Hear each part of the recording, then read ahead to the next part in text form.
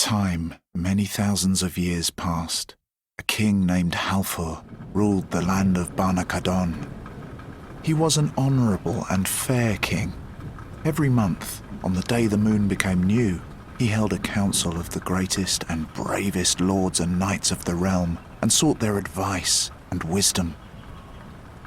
One day, when a council meeting had been in session for several hours, the king and his knights received an unexpected and unwelcome visitor. Lord Fodon had just risen to speak about the swine fever that was affecting many farms. He wanted to discuss what could be done to help the farmers. He had barely started when there was the sound of a commotion from outside the great hall where the council met. The members of the council all turned towards the door, wondering what the noise could be. The heavy wooden door was kept bolted while the council was in meeting, but behind it they could hear shouts and cries and the sound of breaking glass and objects falling. Suddenly, the bolt on the door sheared away from the wood and clattered to the floor. The door itself was ripped from its hinges. The wood splintered and the door fell into the room. A huge figure stood framed in the doorway. From his stance and bearing, it was obvious this man was a warrior, but the armor and the helmet he wore were unfamiliar to the king and his council. The warrior's armor was green and textured with scales like the shell of a reptile. His helmet covered his whole head, leaving only a thin-lipped mouth visible, a mouth as green and reptilian as the rest of the warrior's armor.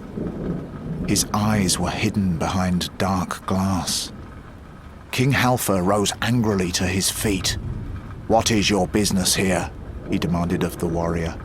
"None may enter without my permission while my council is in session." The warrior strode into the room.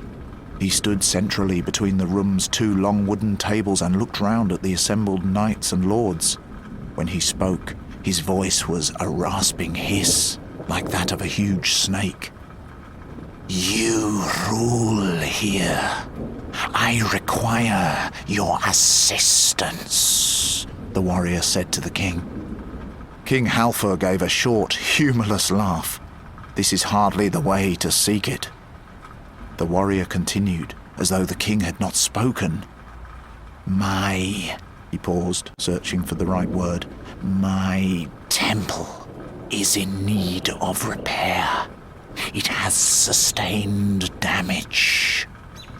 The warrior turned slowly as he spoke, his glassed-over gaze resting on each of the council members in turn. "I need materials with which to make the repairs. I shall also require the help of skilled laborers, those who can work in metal and men of learning and knowledge. You have these, do you not?" King Halfor was stunned. "I am the king," he said, his voice booming angrily in the great hall. "No one may make such demands. No one may disturb my council. The penalty for your actions," he announced, "is death."